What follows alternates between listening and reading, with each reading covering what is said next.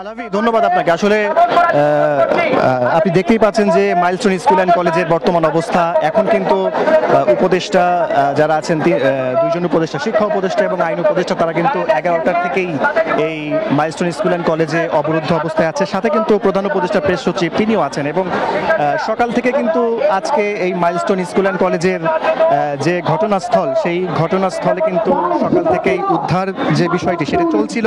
আমরা প্রথমে দেখেছি বিমান বাহিনীর সদস্যরা কিন্তু এসে উদ্ধার প্রক্রিয়া অংশ নেয় এবং যে বিমানটি বিধ্বস্ত হয়েছিল সেই বিমানটির কিছু যন্ত্রাংশ আশেপাশে ছড়িয়ে ছিটিয়ে ছিল, সেই জিনিসগুলোকে তারা উদ্ধার করে নিয়ে যায় এবং এরপর কিন্তু আমরা দেখেছি ফায়ার সার্ভিসের কর্মীরা কিন্তু উদ্ধার তৎপরতা শুরু করে। এক পর্যায়ে 11টার ঠিক আগে কিন্তু আইন উপদেষ্টা আসিফ নজরুল, শিক্ষা উপদেষ্টা এবং প্রধান উপদেষ্টা প্রেস সচিব কিন্তু ঘটনাস্থল পরিদর্শনে আসেন। কিন্তু পরিদর্শন শেষে যাওয়ার পর তারা কিন্তু শিক্ষার্থীদের বাধার মুখে পড়েন।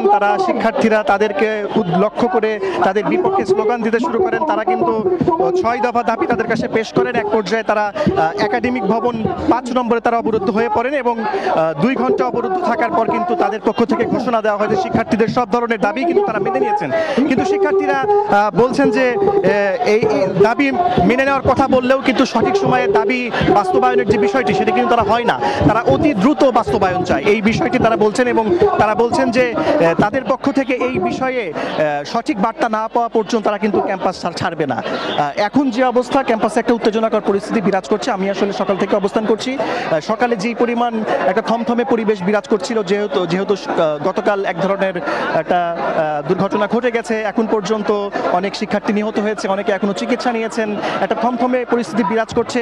আজকে 11টার সময় শিক্ষার্থীদের পক্ষ থেকে একটা মানববন্ধন করার কথা ছিল।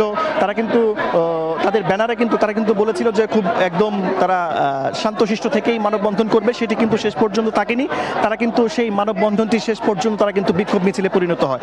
সবশেষ যে অবস্থা, মাইলস্টোন স্কুল অ্যান্ড কলেজে কিন্তু একটা উত্তেজনাকর পরিস্থিতি বিরাজ করছে এবং ভিতরে কিন্তু 2 উপদেষ্টা এবং প্রেস সচিব কিন্তু এখনো অবরুদ্ধ অবস্থায় রয়েছেন এবং আমরা আশা করছি কিছুক্ষণ পরই হয়তো 2 উপদেষ্টা বের হবেন এবং শিক্ষার্থীদের সাথে পুনরায় কথা বলবেন।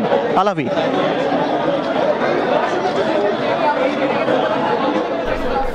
ধন্যবাদ সাদি। বান্ডেল থাকলে প্রতি সেনমানিতে টাকা বাঁচবে। বিকাশ সেনমানি বান্ডেল কিনে জিতুন প্রতি লেনদেনে।